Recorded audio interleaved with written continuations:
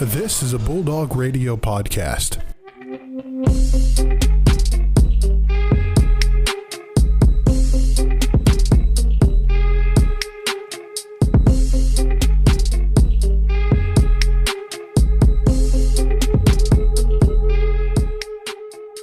What up, everybody? Welcome back to another banger of an episode. It is draft day here on the MVSP. Myself, Joe Nagy, here with a loaded episode. A lot of Ferris State sports report, and of course, what everybody's been waiting for. Mock draft. Mock draft will be coming out today, so if you want to get to that section, go ahead. You can fast forward. We won't judge you. You can go to the second half of the show. You can hit that plus 10 button. Yeah, you can skip across. hit a couple of times there in the second half of the show, about approximately 30 minutes in, or maybe even a little bit less than that, just depending on our Ferris State sports report, which we'll get into in just a second. But first, thank you all for coming out last night, Tuesday, the Special Olympics Unified Basketball game. It was a blast. We raised so much money. Pretty sick. Yeah. $726 to be exact. Yeah, with a $1,000 donation as well, so that'd be $1,700 and total. $100 coming from sports careers. Yeah, look at that. So that much money going straight to Area 5 Special Olympics. Without you guys, they can't compete. And then they're going to represent in the Special Olympics nationwide coming up. So, Pretty sick stuff, not going to lie. That's a really, really cool thing. I was really psyched last night for how well that went. And just the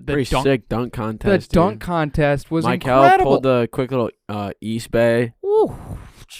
I mean, that was it. Which Cloud brother pulled the 360? Yeah, it would have been. Was it Nate? I think so. One of the football players jumped over somebody. Yeah, that jumped sick. over somebody off the lob. I thought that one was going to win it, but then Michael came up and threw down an East base, so that one kind of won it. But I mean, all around, well done for all of our dunkers. And 3-point contests as well. Shout out to the Black Greek Council for their win in the 3-point contest as well, and for all the great games overall from that day. It was just an awesome event for an awesome cause, and everybody showed up. And it was a pretty good show. I was really happy with how it went and raised a lot of money. And, hey, I even got a gift card out of it. That's true. I made my donation and got a gift card from it. Yeah, that silent auction was pretty sick. Oh, yeah. Shout out to BR Nutrition that I will be now going to for those sweet shakes, you know. So those are delicious. I'm happy to get some free shakes. I mean, come on. That's just good stuff right there. Oh, you for just sure. can't pass that up. Absolutely. So, but anyway, into the Ferris State Sports Report we go. Not as much over the weekend in retrospect to what's been happening earlier on this week. Pretty low on the old a little bit low. Wise. The major thing, golf was in action. Men's side in the GLIAC Championship Tournament. Our dogs ending up just short. We almost had it, finishing second in the runner-up spot to the red-hot Davenport team that really played phenomenal. Really showing out. They played phenomenal this season, and their strong performance on Sunday certainly says that. But they're kind of killing it. Yeah, I mean, overall, team played really well. I know you talked to Tom a little bit, Joe, overall on that as well. Just seemed like it was working really well early on, and it really had everything flowing, and just ran into a really good Panther team that really closed the stretch well. Yeah, I mean, Thomas was ranked first on day one with a really good 67 for the first one. We really came out hot. I think we were only trailing Davenport, who I think led the whole time. But we played really solid throughout the day. We weren't really making too many mistakes. I think we were only like 12 over, if I'm not mistaken, as a team, or 10 or 12. I think we were in the single digits too. I can't really remember too much, but it was still really good to see. We were able to play really solid, and then especially when we got into the championship play for the medal matches, we played really solid against Grand Valley. We were able to win that 3-2, but it was just a falling short against Davenport, where I think it was Nathan and Zach, I think, lost by 1 or 2 strokes apiece. Yeah, so very close. It was literally just the difference of 1 hole, 2 holes that would have made the difference. But Thomas played really well, won his matches in the medal matches by, I think he lost against his Grand Valley partner, and then he beat his Davenport player, I think, by 5 or 6. So he really made it count when needed. But yeah, just fell short against Davenport 2-3. So you can't really be too mad about it, but we still played really solid. Yeah, and I think the biggest one on the scorecard, you mentioned Nathan Krennick, who played awesome this tournament. Everybody on the dog side played awesome this tournament. I mean, we were in the position of just right there. I know in his matchup, it was tied going into 17. And Davenport, I think it was Capillo, was their number 4 guy, pulled out an absolute gem of a birdie on 18 to end up winning that hole. And it was just a tough thing to see. We were right in that position to make that run and potentially take that away. And then that's not saying he lost the tournament or anything. I mean, some other guys definitely slipped up just a little bit as well. And I think that's, I'm not trying to be hypocritical of them. It was a phenomenal performance and just came up short. The expectation of back-to-back was definitely in play. Talking to Coach Stark as well about that tournament overall. We knew that we were in a good position there. It's going to sting because we're in that position, right? It's just one of those where you come down, when it comes down to it and you're just not able to pull it out, it just stings a little bit. And I mean, our guys played really well, and just simply the bad hole came on 18. That's really what it was. So our guys fought really well and fought hard all the way to the end and took a really good Davenport team all the way into the final holes. And I think that should really sum it up, because I mean, in reality, I think we took out GV in the semifinals, who arguably we thought going into the season were going to be the rematch of the championship that we'd have to face as the 1 seed, which Davenport came out this year and played phenomenal and took that spot, so all well to it. But we still took out a great Grand Valley team on the way there, and that should definitely be mentioned over on this journey, because that deserves some respect for how good of a team they are as well. Yeah, for sure. And like you mentioned, especially in to get to the medal matches, Davenport was ahead by everybody. I think it said they were -6 as a team at the end of the qualification rounds. The closest one was Grand Valley, and they were plus 14, 15, and we were right behind them with plus 16. So when you look at that difference and the disparity of how good they played, to see that we were able to beat 2 of them in the finals was incredibly impressive. Yeah, that shows you right there how truly talented and just flat out big time performers that Davenport team was. It was incredible. The disparity in the first, in the qualifying round, Davenport was 1 with -6. Grand Valley was 2nd with plus 15, so a close 20-stroke difference. Or 21-stroke difference for that. Ferris State was next with plus 16, and then Northwood was 4 with plus 25. Yep. Ridiculous. That is ridiculous. And I that should even, we were that close to beating that team that was 20 strokes ahead of us. And that's what stings the most. Not necessarily losing it, because they really didn't lose it. It just came in the wrong hole, right? Mm-hmm. But the idea of we took that team that was that dominant into holes 16, 17, and 18 should definitely get the respect. Are we ultimately going to have the trophy again? No, but I think that proves just how good of a team this was. And, I mean, they certainly put up a fight, and you got to give Davenport credit. And then it's going to be interesting to see how now it goes over on the women's side. And there's definitely some titles that could be won on the women's side as well, because they're showing some pretty good potential down the stretch and playing really well. And they might not be as ranked high as the men's side, but they can still put down some great performances, and I'm sure that's what they're expecting this weekend. Yep, I'm really excited for this weekend too. Going to be a solid weekend of good GLIAC play. Yeah, absolutely. I should be pretty warm too. I mean, last weekend was kind of supposed to warm up a little bit. It's supposed to be nice today, rain a little bit tomorrow, get nice again over the weekend. Yeah, I believe is what the forecast was saying. Yeah, as long as it stays true, Mother Nature. Let me check up WZZM on your side. Yeah, please check and make sure, because I know I guess going into the track and field where this was really relevant. Literally we had 2 split squad meets for members of each team to go as far as split competition wise. One group went down to Siena on Thursday, and yeah, it was 30-mile-per-hour winds pretty much in what I have frankly transparently said it was a pretty poor planned meet overall. They literally went so late in between events and kept pushing time back, they couldn't even throw discus. Discus was just canceled because they didn't have lights by the time that everything was pushed back on their field, and it was pretty much to the point where it's nobody can throw. And so they canceled discus altogether. So it wasn't a very great meet overall, but just the weather in general made it just that much worse over the weekend. But still some great performances. Overall, a lot of good debuts, and some guys of mine in the 10K that did pretty solid, the 5K as well. Overall, a lot of good finishes as well. And the field events, Jason Keno 4th in the jav, Forrest Akers 5th, and Jake Zamita 6th in the shot put. Kevin Gerard 8th in the hammer throw. Brianna Copley won the shot put. Emma Stefan 3rd in the hammer throw. Claudia Wilkinson placed 5th in the high jump just for the field events. A lot of other good times as well from that Siena Heights meet. But overall, you take it with a grain of salt, because battling elements was an understatement in the meet overall. Just so much wind from what I had heard from teammates and others that were at the meet as well from opposing teams. and it just sounded really nasty. So just getting through that, and I mean, for a lot of people being able to do a different event and get that experience in a different event as well that they're normally running here in mid-season, definitely a good thing. And I think that really shows a lot when it comes to, like, you're going to be looking at times back and you're going to be like, oh my gosh, I ran so slow at this meet. But then you're like, oh yeah, it was Siena and it was 20 miles per hour winds in a new event and all those sort of things. So you can definitely take that with a grain of salt. Sounded like a fun meet overall, but still. A lot of good performances nonetheless. Battling the elements was definitely an issue. But the second half, including myself, were at the Bison Outdoor Classic in Bucknell, lovely Lewisburg, Pennsylvania. And I will tell you what, it was absolutely beautiful. It was honestly too beautiful. It was 65 and sunny. And I was like sweating profusely, and it felt like we were back indoors. It was just such a temperature change because when we left, I think on Wednesday, like literally it was like 35 degrees when we ran on Wednesday or Thursday. It was just insane. But a lot of great times overall. It was so much good competition there. It was really fun just to sit back and watch a lot of these D1, Elite, D2, D3 men and women being able to just rip on a lot of these distance events. It was really cool. But Danae Feldwatch, 24th in the 1,500 meters at 4:47. Callie Delaney, 57th.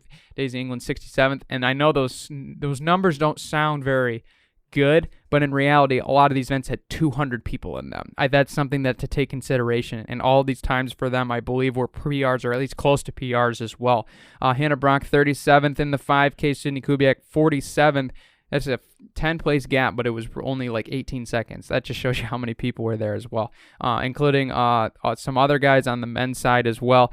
Dan Hardesty and Noah Griffith placing in the top 70s for the 1,500. Donna's 73rd in the 5K, and then myself's 28th in the steeplechase. It was definitely a fun time. A lot of good times, a lot of good competition. Brandon. Thank you. It was a fun race. I really enjoyed being able to run in that race just for the high quality of competition in the steeple. Is something that you don't see because it's just such a low, it's really just a low specified population of people that literally do steeplechase. Because I mean, they're only usually one heat of like 7 or 8 people at every meet, where other events have 2, 3, 4 heats. So just to have that many people to compete against was just a blessing, and I was really fortunate to get to this meet and really able to put down what I thought was a really good time. I thought it was a really good race. It was very tough for sure on the back half, but certainly able to make some strides there, and it'll be good. We're going into this weekend, going to GV Al Owens. Should be a fun race, and going to be looking forward to putting down a pretty good 5K, as well as like I think half my teammates are doing this weekend. I think it's going to be a loaded dog 5K this weekend over at Al Owens. Yeah, for sure. I'm excited to see you guys race too, especially like it's supposed to be sort of nice this weekend. So yeah, we'll see how it is. It might be 75. It might be 50 and snowing. Honestly, I don't even know. Dude, let me tell you what. I had my indoor soccer, or not my indoor. Why did I say that? My intramural soccer game. Dude, that was like sleet, and like it started out fine. Like it was only like 35, so I was like, oh, I can rock shorts for this. Like it'll be fine. Like I can play. And then it started like sleet and like snow and stuff. And got all like wet, and I was just like, oh, this is not fun. Yeah, we won though, 11-4. Your boy got 2 goals. You know how it is. Look at that. I gotta get back into soccer. It's such a fun sport. People say it's boring. You guys can shut it. It's a great sport overall. Soccer's you just fun. need the patience for it. That's really all it is. But yeah, it was weird coming home from Pennsylvania. So we left on us. We did our run on Saturday morning and then came back, and it was 65 or like 67 like that morning, or it might have been a little bit cooler, but it was like when time we got home into the parking lot at like 9, it was 28 degrees, and I was still in my shorts, and I was just like shivering out there. But we made it home in one piece, no hypothermia today, sir. And moving on to the next one. So, gonna be fun. But absolutely. Finishing out the Ferris State Sports Report, tennis was in action this weekend on the court. Some pretty solid performances. Wayne State got us on the men's side and women's side. A very talented team that played really well on her home court on Saturday, but still able to get a split as well for men and women on Friday at Northwood. 2 talented teams. We talked about this going in the previews, that these were teams that you got to beat, and because they're going to be that high quality of a team, and both teams really showed it. They played really well against us, and I think that this is not a bump in the. This is not a torch the train tracks, just a little bump, get back on the rails, and then keep moving again. Mm-hmm. And I think the good thing, too, is especially for the women's side, I mean, 2 tough losses, but you got Saginaw coming to town, and we got a pretty solid little dedication ceremony as well that's going to happen before. So it's going to be a busy day for them that day, but I think they'll be able to pull it out. But for the men's side, too, like, I feel like we were just such on, like, a roll and, like, on a run that we just were, like, I don't know. I also wasn't there, so, like, I couldn't really tell, but, like, just as, like, a fan and somebody who's watching the game, it's like we were almost dominating everybody so much that it was just like it was kind of expected. Yeah, and I think it was due for one. I think it's not the greatest that it happened on the last regular season game, but the one good thing I guess you could say is like we got the hiccup out of the way. Yeah. Right. I mean, Matisse and Jan played really well in the doubles, but other than that, I feel like we just kind of didn't play super well on the singles side. If you look back at kind of the stat sheet and stuff like that, I mean, Matisse didn't play super well on the singles, 6-0, 6-2. But then again, I don't know how far he went in those games, like because it doesn't really say on the stat sheet too much, and they didn't really have a live stream either that I could watch. But still played pretty solid all throughout. I mean, we were pretty close for some of the other singles. I mean, Yannick took his guy Nicholas Karks, hopefully I said that right, to 6-4 and 6-3. Ended up losing it, but I mean, still, it's a pretty solid game. But I think if we just come into the GLIACs with, I think, high expectations, but also understanding, like, this is playoff time. Like, everybody's here to win, and it's a 0-0 record. It doesn't matter who, like, is on the bottom of the table, who's on the top. I think if we go into it, it's especially going to be at Northwood, so just having the right mindset is going to be important. Yeah, absolutely. And I think the biggest thing, too, is exactly what you mentioned, that you treat this as like just a bump in the road, because I like, honestly, what you just said was right, exactly what was in my mind of when you go into kind of just looking at this last couple weeks as a whole. We were playing so well. It was almost like we were due for a bad day, you know. Mm-hmm. There's always those times in any sports team. I mean, every sport we've had overall has gone through a slump like this. It's natural in sport altogether. So you do understand that stuff happens all the time. So simply, what are you going to respond with is really what we're wondering about this team, because we know that they're going to fight. They're going to be a determined team to get back on track, and we have no doubt about that whatsoever. Just, you know, you're coming back home. You can get that reset a little bit. You're going to have the court dedication, so you're playing for something pretty much more than yourself going into that game. Shout out to in honor of Coach Eddie Luck as well, because that's going to be a really cool court dedication, as you mentioned.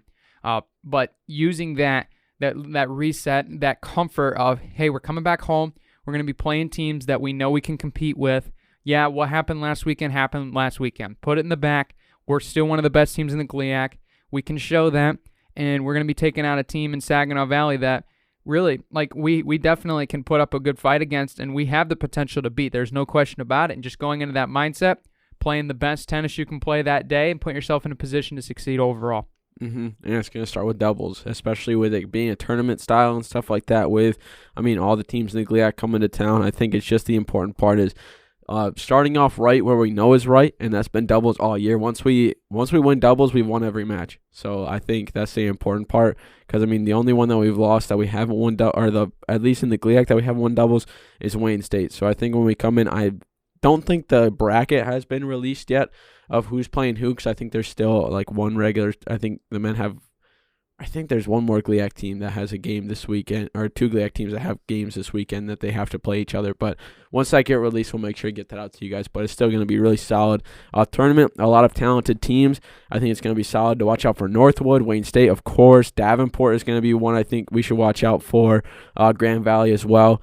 So it's going to be a pretty competitive. Michigan Tech too. It's a pretty young team that they have, but they're going to be solid as well. But so some pretty solid competition coming GLIAC tournament wise for the tennis. Yeah, finishing up the regular season, and then next week is GLIAC tournament basically. So especially, or for the women's side, I should say. But it's gonna be a dogfight for sure, and I think that's gonna be really something interested to watch. And if you guys haven't seen playoff tennis, it gets intense. So it is definitely a joy to watch, and you can definitely follow them on Facebook as well, and being able to cheer on the Dogs as we enter postseason play all around. Postseason is coming, whether you like it or not, and the semester is coming to an end as well. Thank goodness. I mean, it has been a long spring semester, feels like, even though it's gone by in the blink of an eye.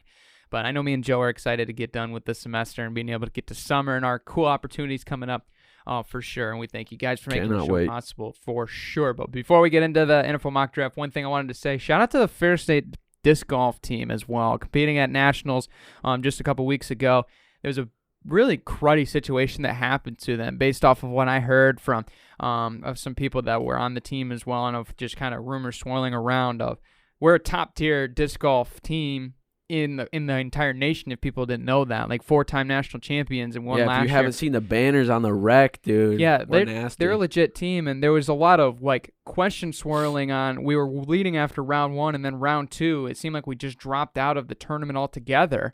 And apparently, rumor reports was that the PDGA did not have one of the players registered correctly, so they ended up forfeiting the team score overall. And if that is the case, then I don't need to even say my piece on how travesty of an organization the PDGA is, because I've already had experience seeing this, following disc golf, especially during COVID last year, which helped me get through the quarantine for sure, and just learning a lot of the stuff that happened there going on. There's a reason the DGPT took over, and all the disc golf fans that are following this podcast, you guys are awesome. And just for that snippet for you, they would agree with me on this situation, because it's been pretty much qualified all the way around. The PDGA has made some bad decisions. Right now, they're losing the sport altogether. And there's a lot of these things. If that was the case, if it was on their end that they were misregistered, then that's just a shame, and that shouldn't be on our team altogether. And it was one guy apparently, and he wasn't even in the team scoring, but it affected the entire team altogether in that process. I don't see how that's fair. You took away a potential national championship from us. That's all I'm going to say about that. And that's all you need to say to the show about how that organization works all together. Sorry for my rant, but it needed to be said. Get the PDGA out of here. Get him out of here. Out of here. Yeah, get him out of here. That's ridiculous. So shout out to all the disc golf guys as well. You guys really played really well. As well as Ferris State Club Baseball. I know they follow us as well. Shout out to them for some good performances too over this season as well. They've been playing really well. But anyway, it's time. You ready, Joe? Mock draft, baby. Let's get it rolling. Buckle up. Mock draft. Stay here. Over the past 2 years, this show has changed a lot.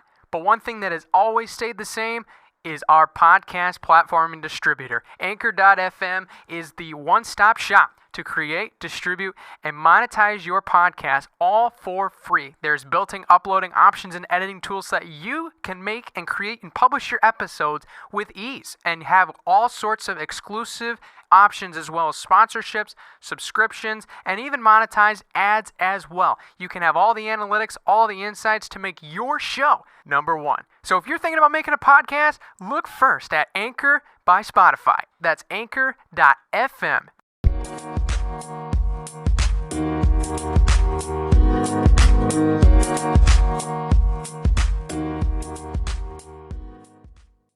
And we return with the mock draft portion of the episode. One of the most looked forward to parts of the episode that we have always had for us too. We love doing it. 3 years that we've been doing this podcast or something like that. So we love doing the mock draft. It's always a blast. A little bit different this year. We're going to go alternating picks. Brandon's going to get the number 1. I'm going to get the number 2. And then he's going to stick with the odd numbers. I'm going to stick with the even numbers. So it's going to be a pretty solid. We're doing, Old Town rules. Once a player gets picked, no picking them. That's what it's going to be. Once you get it, we'll kind of try to keep it in order, keep track of it so that we don't do 2 picks in a row or something like that where we have any overlap. But let's just get right on into it, Brandon. 2022 NFL mock draft. It's in 8 days, but our draft is today. The pick is in. The pick is in. Jacksonville has the first pick. Overall, yes. And just to clarify, we are picking based off of what we believe the team will do. We'll obviously get our thoughts on what they should do because we are the greatest NFL experts. Get us as a GM for every team. GM for every team. Yeah. This really is a no-brainer, and especially as a Lions fan, would we want this to happen? No, and we know exactly what will probably happen, and we know we won't like what it'll happen. But in the end of the day, Jacksonville has no reason not to pick Aiden Hutchinson in this spot, that they're in a position they need a star-studded defense, and that's really what got him there. Jacksonville was an elite defensive team. Took Blake Bortles to the AFC title game. I mean, that just should show you immediately how good this team can be. But obviously, it's a new era for them. Completely new era, and the Urban Meyer era is now thrown in the garbage, set of fire with a pound of kerosene inside. Yes, pound. That is not a liquid measure, but yes, it should be in this case of how travesty of a 16 franchise that was. 16 ounces for you. Yeah, math majors out there. We can still do math, Joe, but yeah, Aiden Hutchinson got the work ethic, he's got the skill, and he really is going to be a star-studded player. It's surprising how high he's shot up on the draft boards. I mean, I know I'm a Michigan fan, and I can obviously definitely lift him up bias-wise, but I mean, the guy had one of the best seasons as far as an edge defender has in the last 5 years in college football. So, I mean, 14 sacks should speak for itself, and really against any tackle. He had a couple games where he struggled a little bit, especially in the semis game, but Georgia had an elite offensive line as well. Shouldn't really get that too much down. Jack should pick Aiden Hutchinson because he can change a franchise around for sure. That's unfortunate. I was going to pick Aiden Hutchinson as well. But for my pick, that's a good pick, Brandon. I think Aiden Hutchinson is going to make a pretty solid impact. Even if Jacksonville doesn't take him and Detroit takes him in the actual draft, it's going to be a pretty solid impact that he'll make for both teams. I can't pick him, so we'll go with who my next pick was. I was hoping that Detroit was going to go with a defensive edge rusher, and there's a solid amount in the draft that are solid at their position, so it's going to be quite the choice that they can make. In recent news, I'm still going to go with him, but recent news, he might not be a great fit culture-wise, but I'm going to go with Kayvon Thibodeau out of Oregon, the edge rusher sophomore. I think he has the talent and he has the ability. He's a monster of a man, and he's ridiculously good at his position. But the only thing that would be the problem is that I don't know if he's going to be a culture fit now that the news has come out, kind of that with his meetings that he's had with the team and stuff like that, they might be going different ways. So Detroit's going to have a little bit of a situation on their hands if Aiden Hutchinson gets taken number one. What are they going to do in the actual draft? Are they going to go for a quarterback? Are they going to wait for that for the end of or for their second pick? We'll see. But Kayvon Thibodeau is who I'm going with, edge rusher out of Oregon. Yeah, that's a good pick, and I'm glad you mentioned that up because that was surprising news coming out a couple days ago that apparently Dan Campbell does not like Kayvon Thibodeau, but whoever gets Kayvon Thibodeau overall, I mean, I think the Lions fans wouldn't mind having him. He's not a culture fit, that's obviously a different story, but as a football player, that guy can wreak havoc, and I think that's something that he will do at the next level. I know he really models himself after Jadeveon Clowney, which made originally the Trayvon Walker would go to Detroit, and then the perfect spot for him would be in Houston to kind of restart that cycle of a career and kind of model that one forward, just like Clowney did. But I think that's a good pick overall. I think the edge rush is what the Lions truly need in this draft, and I think we can obviously make the arguments later on about quarterback and whatever, that just the quarterbacks don't seem like they're high enough for Detroit at this moment in time because we're doing okay with Jared Goff. It's not like we're in a position like the Falcons right now where the walls are going to fall down with like anything like that. So I think there's fine for a stopgap. And I mean, if I were to guess you, Joe, if I were to read you, we might see who they're picking on for a quarterback later in this mock draft. We'll just have to wait and see. We'll see who it is. Number three. Pick is in. Houston's Texans up. This is a tough one. There's so many ways that they could go in this when I'm looking. You better not take my pick. Oh, I'm probably going to. I think that you have to address the tackle position in this spot. I think Derek Stingley and Sauce Gardner can definitely be mentioned up there in the cornerback spot for Houston. But I think they got a lot of good pieces there that they can develop overall with guys like Desmond King and Lonnie Johnson as well. But I think right now you want to start at tackle. You want to start the foundation up with Davis Mills, or at least try to, and if not, the next quarterback coming in. And I think there's really a coin flip on which one you go with here. I'm going to go with probably what is considered the most polished guy in Evan Neal. He was originally the top guy. We had Ike Okongwu that flew up the draft boards a couple weeks ago. But, I mean, Evan Neal is just a fantastic player nonetheless. I mean, the guy is huge, 6'7", 350, and he can move, and I think that is a great fit for them. And I think overall you like what you see with him on both sides. He's really solid on both run block and pass block. Overall, his grades have been good. There's some work that he could use, but I think there's still no question that he can make an impact whether he gets cut to left tackle or if he starts out at right tackle. He's mobile enough, he's big enough, and he's really been able to translate that over early on in his college career, and I think he can do so at the next level. Mm-hmm. I like that pick a lot. I think he's going to be doing really well. Texans just need a lot of pieces, and I think, yeah, like you said, kind of making it so that way you can build from the interior, then kind of move out is going to be their best choice. And especially any offensive tackle from Alabama usually is able to kind of transfer over, and they're able to accept the cultures of the team that they go in. So good pick, Brandon. Absolutely. I like it. Absolutely. Number 4, the Jets. the Jets have the pick, and you know who I'm going with. You said it. You got me scared a little bit, but I'm going to go with Sauce Gardner. They need a cornerback. Their defense have kind of been struggling a little bit, and it's kind of been one of the main reasons why they've been losing games. Zach, whatever his name is, Zach, I forget his name. Their quarterback. Daniel Jones? Oh, the Jets. The Jets. Zach Wilson. I was going to say Zach White, but I'm already thinking ahead on my next pick. That was a mix between Mike White, their backup. Jones. Yeah, Zach Wilson has been pretty all right, and I mean they've been able to kind of have a little bit of success in the offensive side, but it's just been their defense that's kind of been slowing down. And who better than arguably the best cornerback in the draft right now, and arguably the best cornerback in college football ever, not allowing a single touchdown his whole career in college, despite starting as a freshman, which is insane. As well as, I mean, he was able to get a few interceptions. He's a danger there, and I think he's going to be doing really well. He's got the attitude for it. He's got the confidence, and I think he'll really be able to kind of fit the mold, especially since Cincinnati kind of started out as the underdogs. A lot of people didn't think that they were going to even make the college football championship, but then they were able to anyways. And, I mean, the Jets are that perfect fit right now. They're in that same boat. They're not really having any expectations. I think he's going to do really well there. And I think with just his talent and, like I said, his attitude, I think he'll be making the starting spot when it comes fall and when it comes season time. So Ahmad Gardner, the 6'3", 190 cornerback, is going to go to the Jets. Yeah, that's a good pick. I like that one. I think Sauce Gardner is one of the best players in this class, and I think the Lions would be in a position to take them if we didn't have the Jeff Okudah experiment starting to go down the spiral a little bit, but he's still a fantastic player. Number 5, the Giants, as I was thinking ahead when I mentioned Daniel Jones, the Jets starting quarterback.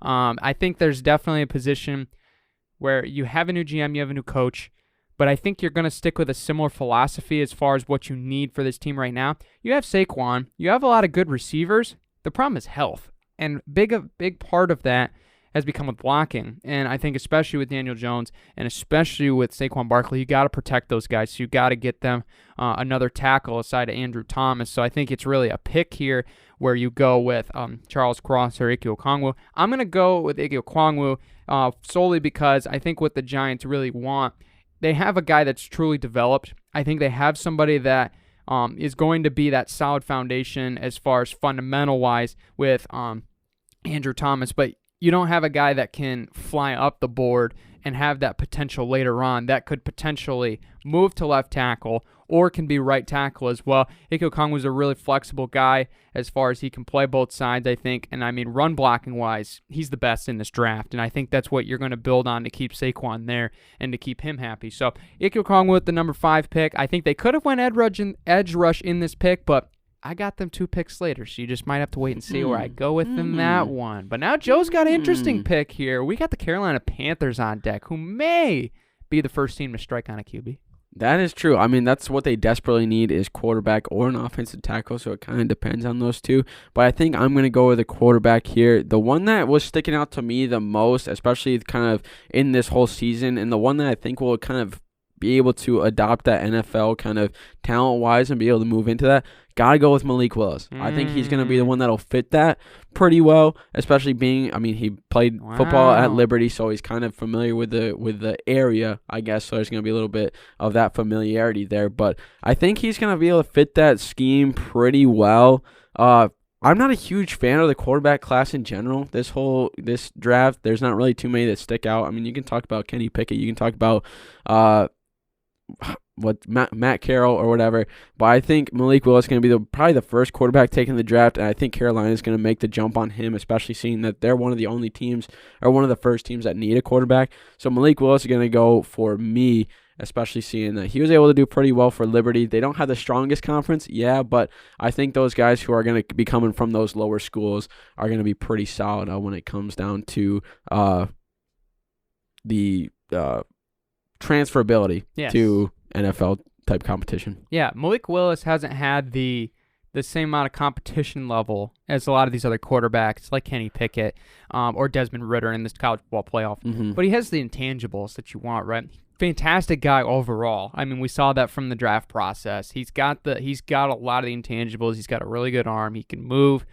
He's got pretty good instinct. Sometimes he forced the football a little bit, but that's definitely one you can understand based off of he's trying to get Liberty to the next level, right? So he's going to try to make the throws that aren't there. And that was kind of something that we saw, at least I saw in a lot of his highlights on tape overall, looking at some of these things going in the mock draft. But I think you take that with a grain of salt. And with a guy like Matt Rule that hasn't necessarily had the experience developing a quarterback, and you definitely have that position of maybe he could step in and help out a little bit. But if you're Carolina, I think David Tepper, they need a quarterback. They need a guy that can really develop a potential quarterback going in. And I think you have a little bit of experience there with Ben McAdoo, but I think overall you just got to take a guy that you can start to work in there. And you still have Sam Darnold as well that you can put in there as well. And you have some guys that you can be able to take that realm for a little while. But I think that's still probably Carolina needs a quarterback for sure. But the 7th pick, I have the Giants once again, another pleasurable pick for the New York Football Giants. And in this spot, really, 5 and 7 can be flip-flop, especially if Carolina does go with a quarterback. I was a little bit concerned you might go offensive line, so that's why I picked Icky first. And their other need definitely is an edge rusher, and the fact that Trayvon Walker's still on the board makes this one pretty easy on paper for me on what they can do. I'd be interested to see if they maybe even go with a potential linebacker, but because I think that they definitely need one moving forward on that team overall. But I think with Trayvon Walker, he brings some flexibility. He's going to get after the quarterback, and that's what this team needs with a good defense that they had a couple years ago, and they still have a lot of those pieces there.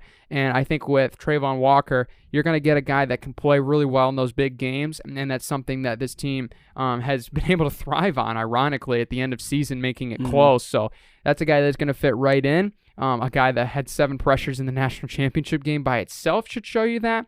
Overall, he can use some work a little bit as far as the runs defense, but that's something you can work on with a lot of that defensive line like Leonard Williams can get and be able to mentor him with. So Trayvon Walker to number 7. Giants really, I think you're gonna see both sides of the line with 5 and 7, just flip flop, and we'll see which order they go with first. And I think too, what they can really do with that, especially for his development, is trying to make it so he can kind of develop into that pass breakup type deal, because he was more of the rusher and stuff like that, and he was able to get a lot of kind of rushing the passers and stuff like that, and that's what he knows how to do, and that's what he'll be able to figure out in the NFL, and especially these top tier coaches. But I think developing him into a guy who can kind of recognize the situation, drop back a little bit, and work on that pass breakup is going to be a big thing as well. I would watch out though. Kayvon Thibodeau drops, Giants will probably be the first team to scoop him up, to be honest. If they pass him up, then I think there's something wrong, because the Giants, it sounds like, really love Kayvon Thibodeau. So if he drops and he's not number 2, and let's say the Lions take Trayvon Walker, I would not be surprised if Kayvon gets swooped up by the Giants as well, because I think that they're a team he really fits with that wrecking mentality off the edge, and they got the firm foundation, and he's a better rush defender than Trayvon Walker is. So I think that's another good pick for them. But number 8, the Falcons, Joe. They're in a tough spot as well. Kind of similar to the Panthers. They need everything, to be honest. They need defense. They need wide receivers. They need quarterbacks. They need just a little bit of everything. And the question really is just kind of what they want to start building, because they have so many different things that they can do. I'm torn, because I can either go with the Chris Olave type situation and get a wide receiver there who he was able to have a couple breakout games this year and have a pretty solid grade throughout the whole season. I could go with they need some type of defense. That's not their main type need, but they could still go for it. I don't know if they'd go for it this early. But you could maybe do a Jordan Davis type situation there. But I think I'm going to have to go back to back with a quarterback for my picks. And the question is, which one? I honestly like Kenny Pickett for this situation, seeing that he was able to he doesn't have the wide receivers he needs yet, so he can have the ability to scramble, and we've seen that on his talent for that, which is going to be important. He does have Kyle Pitts there for the tight end, so he can be able to dish it off and stuff, and he has the ability to be accurate. But I think I'm going to go Kenny Pickett here, mainly because right now he can get out of the pocket, and he can he has some sort of protection a little bit. They have not a terrible offensive line, so he's going to be pretty solid there.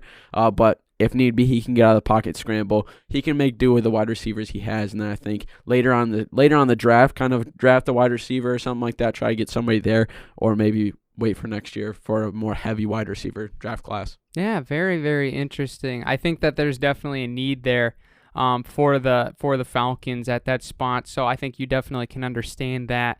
Moving forward. And if you're going to take a quarterback, especially the way that the draft has evolved now, that if you're going to get one, you got to get it early, right? You got to trade up. You got to fork up some of the future for one guy, which is extremely interesting how that philosophy has changed over the years. Because, I mean, there's good quarterbacks that can get late. Lamar Jackson, Dan Marino. You can go all the way in between and still get great guys, but it always seems like the first end of the first round is always going to be where these quarterbacks are taking the first top end, I should say, of the first round. But Seattle on the clock with number 9. No Russ, no more. They've definitely, I think, really touched on the defense in that trade, and I guess there's really not much else you could look out of that scenario besides just a fire start rebuild. But I think there's one thing that in this spot is very interesting. I mean, they got Noah Fant. Quarterback is definitely the prime play. If Malik Willis falls, that will be very intriguing. But I think in this situation, I'm going to be boring. I'm going to have them. You're going to go with what's expected here? Yeah, I think so. I think that there's a need. Who you rocking with? I think there's a need for corner, and I think there's a need for O-line in this spot because I think they're in a spot where they don't need a quarterback, I feel like, in this spot because you're going to be reaching. So you're either going to trade back in this scenario, maybe let a team go up, maybe potentially like you could probably, maybe the Steelers are going to come up here and try to get Kenny Pickett if he's available, if Malik Willis goes to Atlanta. But in this spot, I think what you look at the board, I'm going to be boring here. I'm going to have them take Charles Cross in this position at the tackle because they desperately need offensive line. A lot of their good pieces from a year ago with the Marshawn Lynch regime and that offensive line are gone, and I think they need to reestablish that in the rebuild moving forward. So I know, ladies, I'm sorry, it's so boring, but I think this could be a good spot for Derek Stingley as well, or a corner if they fall. I think is also a good spot. But I think with their secondary, I think they're okay to address that in the later rounds because there's a lot of good corners later in the draft as well. I think there's only a couple elite offensive tackles in this spot, and they're definitely coming in the top 10. So you pick one of those later. You go with a guy later, maybe even like Daxton Hill, for example, Kara Liam from Florida, Andrew Booth, that you're going to probably be able to see later on maybe in the second round and still have that pretty good overall value. Yeah, for sure. That's a solid pick. Solid pick. I appreciate solid it. Pick. We've had some solid picks so far. Yeah, there's been pretty good. I mean, it's been a pretty good disparity, I guess. I like it. Pick 10, Jets. Yeah. Okay, so rocking it back with the Jets, number 2, had him at number 4, took Sauce Gardner. I'm going to stick on the defensive side because they kind of need that more than anything. Like I said already in my point, so I'm going to keep this short and sweet. This is kind of a sleeper pick, but I'm going to take George Karlaftis out of Purdue. And let me tell you what, all right, I went to 2 Purdue games this year at Purdue, and this guy, pretty solid. He's pretty solid, not going to lie. He was one of the main reasons why they were able to keep Michigan State kind of down on the passing game, and then they were able to kind of plug up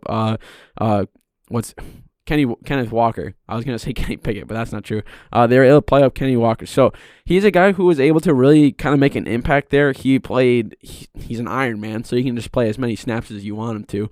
And I think especially with kind of the way Purdue football has been morphing these past couple of years, they've been a team that are just dogs and have been able to really just kind of make impacts. I mean, you got David Blau, who is the backup, but he's still able. He's one of the guys who's kind of picking it up on the backside of the Detroit kind of culture-wise, and he's able to lead them. So a lot of these Purdue guys that are coming out of college, they're sleeper picks, but I like him, and I kind of am excited to see what he's going to do. So I'm going to have him go to the Jets for number 10. We'll see if they pick him, but still, I think it's going to be pretty solid. Wow. Good. I was not expecting that pick. I was expecting to go receiver in that spot, but hey, still a pretty good, solid pick there, number 10. George Karlaftis is a guy that I'll be interested to see where he goes because I think he's getting very undervalued. Like, I think that everybody's expecting him to fall the late second round, but, I mean, the first 3 edge rushers could be gone in the first 5 picks. Like, that's just a reality in this, and if not, definitely top 7, if not even possible top 10. So I think that's a definite interesting spot, and if you're going to want one, there's a lot of teams behind as well, like the Vikings, for example, that are going to be looking for an edge now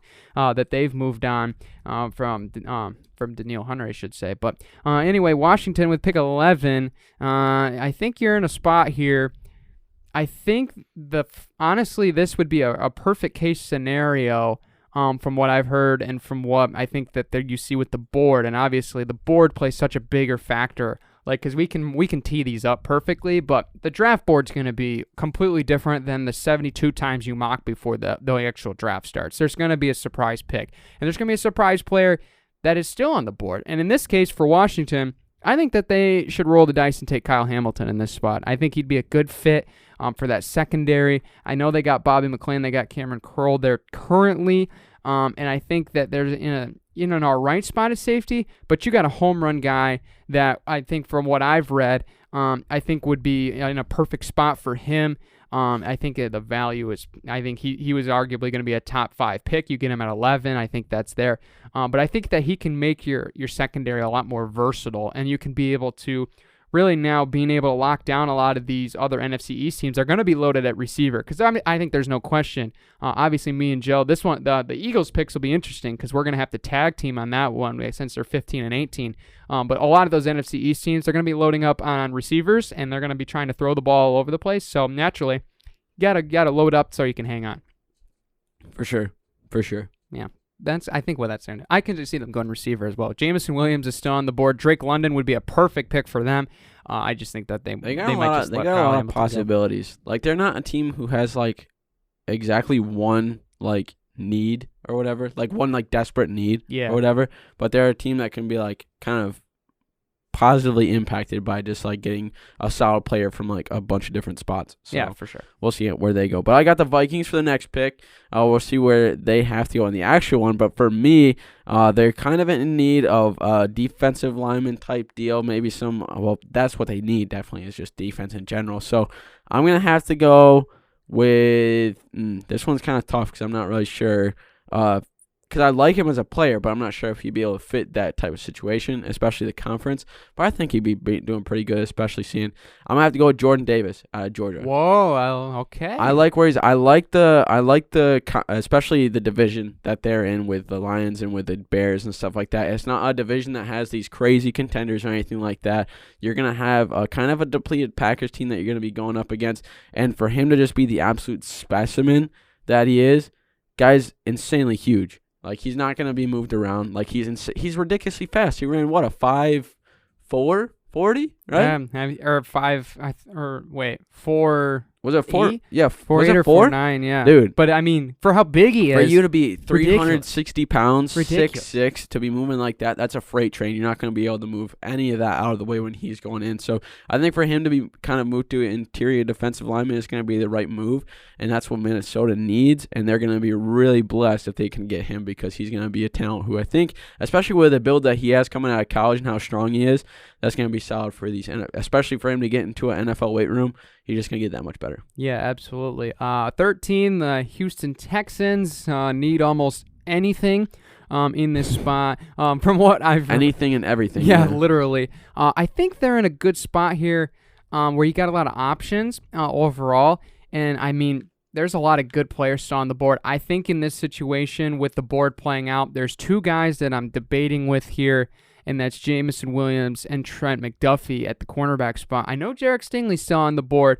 but I'm gonna give a gift to Joe if he can catch up on it, or maybe I'll just have to pull the trigger for another team. But I think you look at a spot where they're going to be looking at Derek Stingley there. They might be asking questions if he's still on the board, but I mean he's still great, and I think really the only thing that's really having him drop is the best ability in the NFL is availability, right? And a guy coming in injured is definitely going to bring up some red flags. So I think if you're the Texans, you get a wide receiver to get your offense to be able to score, because honestly, that was really one of their problems last year is they had to let defenses give up points to score overall, and you can't do that in this league and be successful. So you have Brandon Cooks, you have a speedster, you got Nico Collins as a big possession guy out of Michigan. So really all I see is speed and route running ability, and I mean, obviously, Drake London on the board, I think that's a slam dunk for them. So I'm going to take him out of USC, arguably the best receiver in this class for a good reason.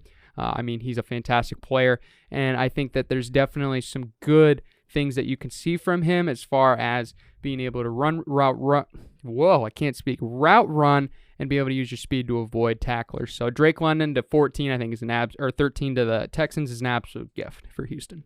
True. And like you said, Houston needs everything. Like literally. Houston's in shambles at the moment, so we'll see where they go.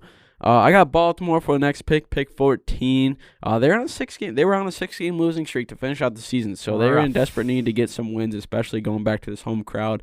You know, they got Lamar and they got a pretty solid offense, so the defense is basically all that they need to really make a difference here. The crappy part is that there's not a whole lot of other cornerbacks that I like to take here. And I think at this point, especially in the real draft, I think a lot more of the edge rushers that they need will get taken too. So they're kind of going to have to – I feel like if they want to fill those spots, they're going to have to take somebody who's not going to be like – I don't think they're going to like make an immediate impact, but the person I think is going to – the person that I'm going to pick I think can really develop into a really solid player. I'm going to go with Andrew Booth out of Clemson. The one bad thing is that he did give up a good amount of catches this year for however many targets there were. However, he held them to a pretty low amount of yards.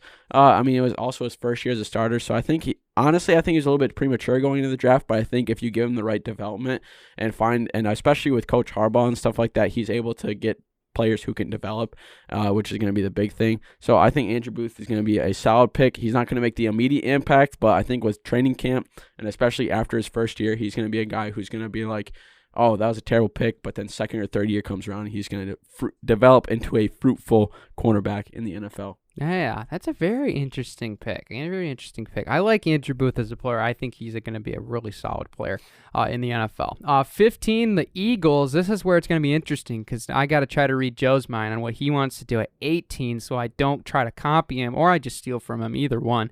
I think you look at offense. I think really the Eagles are in a spot where really I think you're looking outsides. I think you're looking receiver and DB overall.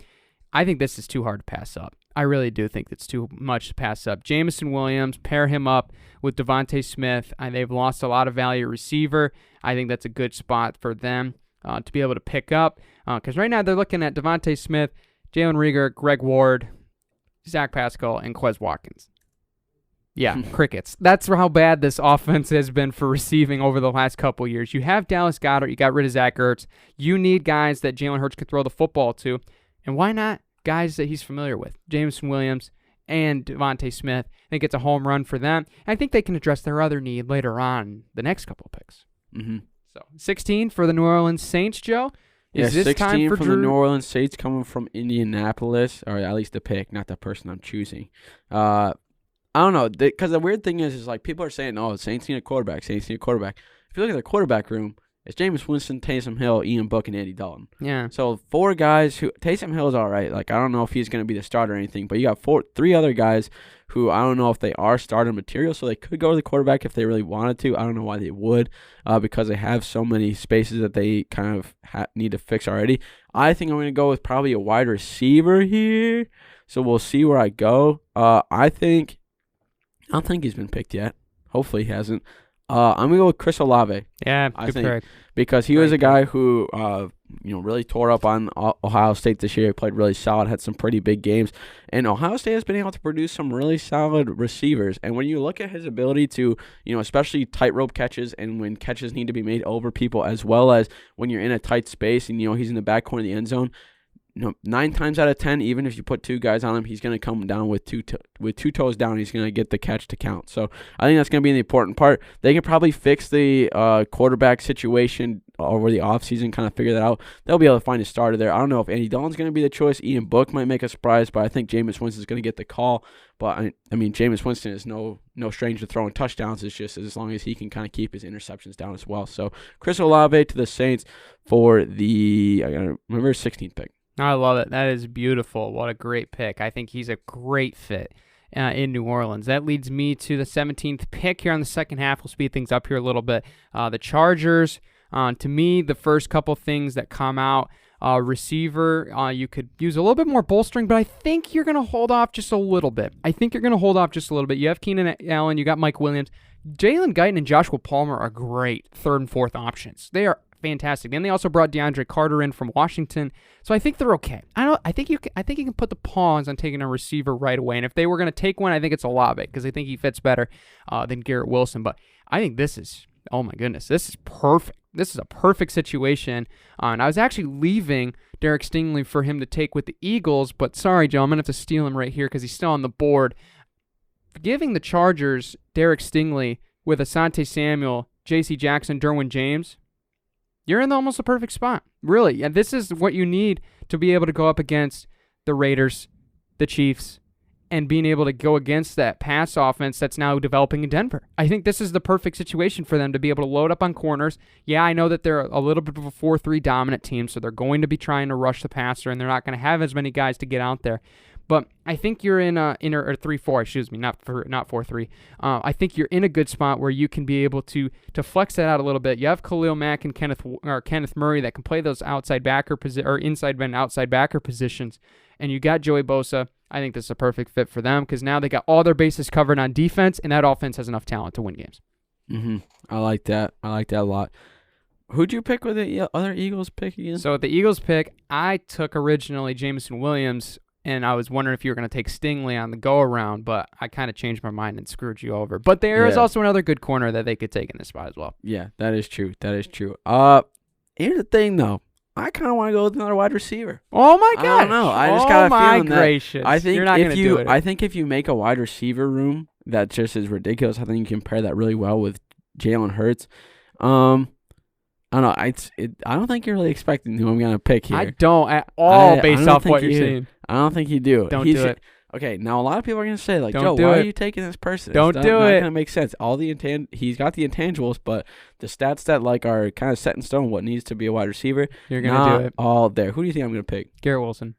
Nope, I'm gonna go with Sky Moore, the What? Bronco out of Western Michigan. Oh my! He may be gracious. 5'10", but he's a pretty big guy. He's 200 pounds. He's got crazy footwork. He's shifty when it comes to the open field. 26 broken tackles this year. And I think when you get to that point and when you have a guy who can get out of tackles and get extra yards after contact, that's what you're going to need. And the greatest part is you already have Devontae Smith. So Moore doesn't have to be the number one guy when it comes right when he gets to the training camp. He can develop behind those guys. He can develop too with Jalen Hurts, who can help him out with some of that stuff too, because Jalen Hurts to the open field in college was pretty shifty as well. So I think this is going to be the perfect situation, especially with Devontae being there, especially with Jameson probably going to get picked before. For me, I feel like this would be a pretty good situation because then they'd be pretty set with that wide receiver room. So we'll see what they go. But Sky Moore, I don't know. I just like him. Wow, and that was something I did not expect. That's Sky why you Moore. can count on me for these mock drafts. I pick people who you don't You're darn really right. think about. I can never expect who you're going to pick, and that's why I love these mock drafts so much, Joe. Oh, so good. Saints on deck 19. They're in another unique position where they had an earlier pick at 16, where Joe had the privilege of taking Chris Olave to fill that wide receiver need. So now I think you look in a position where I think really the only thing that really stands out to me, I mean Ryan Ramczyk's getting up there in age as well as James Hurst isn't probably your best spot at tackle. So I think I'm going to address that. And you know what? You want me to stay in the state? I'm going to stay in the state. Bernard Raymond, Central Michigan tackle. Fantastic prospect. He's got all the needs that you would want out of a tackle. He's got the size. And he was also playing tight end. So he has that flexibility to be able to get out on the edge and being able to block, especially on spread runs that you're going to be wanting to use with Alvin Kamara. So I think that's a good pick for them. Maybe not necessarily as high of a name overall on this draft board, but I think he fits the need right now. And there's no question, though, Saints like to pick players from Michigan. They picked Ruiz a couple years ago. Why not pick Raymond this time around? That is true. That's a good pick. All right, so I got number 20, Pittsburgh. They have some needs. R.I.P. to Dwayne Haskins. What a situation that has kind of left them. They did need a quarterback before all that tragedy happened, though, so I think I'm going to go with a quarterback anyway. I'm going to go with Matt Corral. I think he's going to be a pretty solid situation there. To be honest, before Dwayne Haskins passed away, I thought he was going to be able to win the starting spot from him and kind of develop into a fruitful quarterback in the league. However, fate just had different problems. So that's just a terrible situation, honestly. But I think they're probably going to go with Matt Corral. They were looking for a quarterback anyways, and some of the speculation for a lot of these mock drafts are putting a quarterback there too. And I think Corral, especially with his attitude later on in the season when he decided to play in that postseason game for that bowl game, when a lot of other players decided to sit out to kind of save that draft stock he played, got injured, but I think that speaks a lot for his attitude and his ability to be a leader on the team. So I think that's what the Steelers need, especially now that they have that longtime leader in Ben Roethlisberger gone as well, retiring last year. I think this is going to be a good spot for them to pick Matt Corral at 20. Really solid pick. I think I think what everybody would want is him to either trade up and get Matt Corral to get Malik Willis or even Kenny Pickett. But Matt Corral's still a fantastic prospect. Like, I don't think you're going to be wrong with any of those quarterbacks. I think that's kind of like when when the Pats took Mac Jones, people were like, he's not the best, but I think coachable-wise and development-wise, he's got the most potential. Yeah, and I think the leadership, too. The fact he played in that bowl game, I think, speaks more for itself for sure. So, 21, the New England Patriots. Short and sweet. This one's too good. Fit perfect. Nakobe Dean, linebacker from Georgia, I think fits that perfectly in Belichick's scheme. He's very versatile. He's got a lot of great things that you'd want out of a linebacker, especially somebody that is a little bit shorter, but overall, I mean, the fact is he can get outside and stop the run. He was one of the leaders in tackles for loss last year and still has the powerful ability to knock the football out. And if you're the Patriots, you're going to need the ball as much as you can to score with that offense still being young. So, Nakobe Dean, great pick, I think, for them overall. Yeah, that's a solid pick. All right, so I got next one. I got the Packers at 22, getting the pick from Las Vegas. Man, they need a wide receiver, and they need just somebody who can catch the ball because they decided to trade away their only wide receiver they had left for Aaron Rodgers, who just signed back to basically retire with him. So we'll see what happens with that. But getting a wide receiver for them is very important. But the thing is, getting a wide receiver who can develop fast and can make that starting spot, because if they don't, people are going to just Packers fans are going to be all up in arms. So I'm going to go with a wide receiver for this one. The tough part is who are we going to go with? The tough part about it is a lot of players have already been taken. However, I think this one's going to be pretty solid. I'm going to go with Treylon Burks out of Arkansas. Yes. He played pretty solid. He's got the height, he's got the weight, and he's going to be able to do pretty well with that. He did pretty solid for the 40. He's got a 4.5, so a little bit slower. But I think still just getting somebody in that situation to be somewhat of a playmaker is going to be important. So I'm going to go with him for the Packers choice. Yeah, and I think not necessarily, like, he doesn't have pure speed, but his acceleration is great, and I think that's what you'd want for a guy potentially that's going to be replacing Devontae Adams, is a guy that is versatile. Because if he can get space off the line, Aaron Rodgers will hit him all day. Exactly, 100%. They don't need to get home. I mean, they don't need to get crazy far touchdowns. I mean, he's a fourth quarter specialist anyway, so they just need to get him near the sideline. Yeah, for sure. So I like that pick. Arizona. They do not need a receiver in my book. I think that they are just fine with where they're at right now. The one thing I think that they do need, and especially looking at the board, I think this supports this overall, is I think that you're going to be looking potentially at getting a corner, and I think with Trent McDuffie still there, I think I'm going to take him. He's not the perfect fit, I would say, in that scheme, because I think he's definitely a guy that is going to definitely be needing a lot of technique just to make up for his size. But I think you're in a position now where I think you can make a lot of good picks moving forward, where I think you're comfortable with where you are. You got to get Kyler Murray a contract first. But I think you're just really looking for pieces as backups as well. And I think McDuffie's a good prospect that you can really kind of be able to develop. And I think the biggest MO for him is, like, he plays bigger than he is. And I think with his big play making ability and his ability to break up the pass, I think he's going to be okay in those situations. And he's a very flexible player as well. So I think that he fits well in Arizona. I like him too. That's a pretty solid, not gonna lie. I like that pick. Okay, so I got the next one. Who is it? Dallas at 24. America's team. America's team needs some defense. Let me tell you that much. They need basically a lot of stuff, and they got, because like when you look at like a lot of like the speculations and stuff, they are saying maybe they can go wide receiver here, maybe they can kind of develop that offense. But why would you? You got Dak, you got Zeke, you got CeeDee Lamb, you got the ability to do that. You just need a defense to kind of build on that and give them a little bit more cushion when the offense goes to work. So I think, a lot of people too are saying like maybe it's kind of start with the line, try to go with the edge rusher, go with the outside linebacker. I think the choice is pretty, for me at least, I would want to go with a safety here for somebody who can kind of keep that no-fly zone and kind of make that deep ball a little bit less of an option for those opposing offenses. So I'm going to go with, out of Notre Dame, Kyle Hamilton, the safety. Wait, what? Kyle Hamilton? I picked him. Oh, my gosh. Oh, unfortunate. No. Well, you know who I'm going to go with anyways then? I'm going to go with Dixon out of Michigan. Wow. Just going to toss a name out there. Okay. Because I don't know. When you pick Hamilton? I picked him like 12 to watch, or 11 to Washington. That's why. He's got to scroll up on the. I was trying to write stuff down, but I must have missed that one because I was trying to write anyways, yeah, Dixon out of Michigan. He played pretty solid. He was able to hold a lot of teams, I think, to some pretty low kind of passing abilities and stuff. And Michigan defense was almost number 1 in the country for a reason. So I think he's going to be pretty solid for them, especially seeing that like their defense was able to have a good amount of. It's just that like their defense lost them a lot of games more than their offense won them a lot of games. You know what I'm saying? Yeah. So I think if they kind of build on that, especially with the trying to get their passing defense up a little bit, is going to be important. Yeah, for sure. So that leaves me with the Buffalo Bills at 25. I think you definitely look at defensive line here. I think Jordan Davis, if he falls that far, is a beautiful pick for them. But you know what? I'm going rogue. Off with the rules. You know what this team really needs and that they really should do? They should get a stud 4-down running back.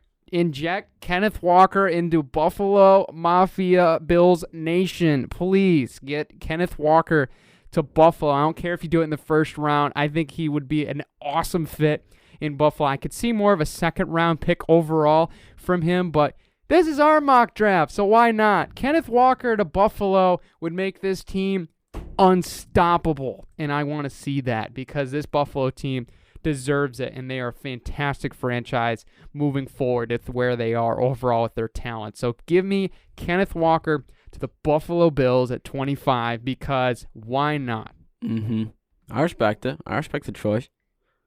I'm excited. I don't know. I'm excited to see what they do, especially seeing that they were able to go deep. I think Kenneth Walker is going to be really solid because it's going to give them another opportunity for development and just kind of making that offense a little bit more scary, especially if you kind of get those situations where it was like against the Pats that one time where they had, those, what was it, 50, 60 mile an hour winds, and it was like 1 degree. Yeah, Kenneth Walker's used to it, man. He played in Michigan. He played in those cold games. He's used to it. So I think that's going to be a solid choice for him, especially late season, I think, too, because his ability to make some plays is really impressive. But I got number 26, Tennessee. Who am I going to go with, Brandon? I will tell you. He's going to be a linebacker. That's what they kind of need, especially seeing that their offense has been pretty solid. It's just the defense, again, has fallen victim to the defense kind of losing them some games. I'm going to go with Darian Beavers out of Cincinnati. Oh, okay. Okay. Cincinnati was pretty solid, they were, I think, 4th in rushing, or 4th in rushing defense in the country, which was incredibly impressive. And I think he was one of the main reasons why they were. He's able to plug up those holes, and he's able to get some pretty solid pass rushing abilities in there as well. Awesome. I think that's a really good pick. I got the almost champion Buccaneers now with Tom Brady. Buccaneers. Oh, spoiler alert. I think O-line, you need some depth. I think that's really a primary need for them. And Tyler Linbaum's still on the board. So I'm going to take him out of Iowa here to give to Tampa. I think that's a good spot for them. I think especially the fact that they've been moving centers around, I think can definitely bring him some full versatility within that offensive line as well. So there you go. Tyler Linbaum, former Big Ten man, now joining other former Big Ten man in Tom Brady, potentially giving him the football under center. So there you go. I like it. Pretty solid. Solid. All right. All right, Green Bay, number 28. Nearing the end of it, Brandon. We're kind of moving now. So, Green Bay, I'm going to stick with, so people might say it's a bad choice, but I'm going to go with another wide receiver because I think they just need to build up the wide receiver core, especially seeing that Aaron Rodgers has a couple more years there. Excuse me, I got a little frog in my throat. I'm going to go with the Alabama man, John Metchie III. He's around 2 grade. People are saying that he's probably going to go early second round, but I think he's going to be a solid choice. A lot of the Alabama wide receivers have been able to be fruitful in the league, so I think if they choose him and kind of lock him up, I think that's going to be a really solid choice, especially seeing that they just need people who are able to catch the ball, and Alabama wide receivers are a different breed. Now, this is the draft that Aaron Rodgers wants. He should be listening to our podcast. He wants all the receivers in the world finally. Maybe the threatening actually did work. Maybe overall. It did. Maybe it did. I don't know. Pick 29. The fact, I'm going to say this redundantly, Jermaine Johnson's still on the board.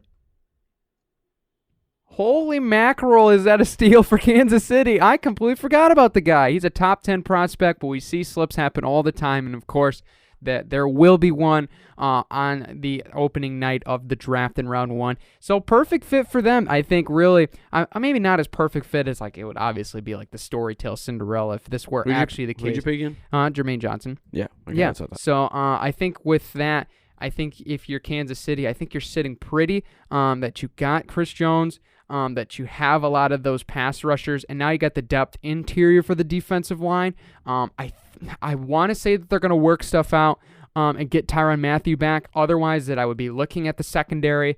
And I think you could look at wide receiver here, but I think a lot of the good ones I think that are already taken, and I don't think they'd fully be invested in George Pickens as much. And I think Garrett Wilson would be beautiful, but I mean, you could also do that in the next pick. So if you would like to, feel free. Yeah, I'll go with that. There you go. I was trying to think of one anyways. It's kind of nice when you have 2 picks back to back. You can take the next 2 players. Just go with it, yeah. So there you go. That leaves 31, the Cincinnati Bungles, the almost Super Bowl champs. I almost said Tampa Bay Bengals. I'm just going to bypass the fact that I almost said that. Offensive line, really, I think is your only true need. That's really it, especially seeing Burrow was the most sacked quarterback. Yeah, I think that's really the only thing that you can look. And I already got Lindenbaum off the board. So that leaves me in a spot where, do I try to flex a tackle, or do I pick maybe an actual true guard or a true center?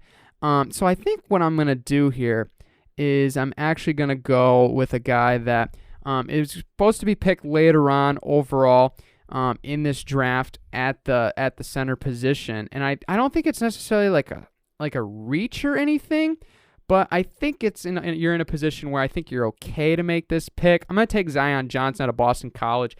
I think he was really a young, small college guy when he went to Davidson, and he played guard.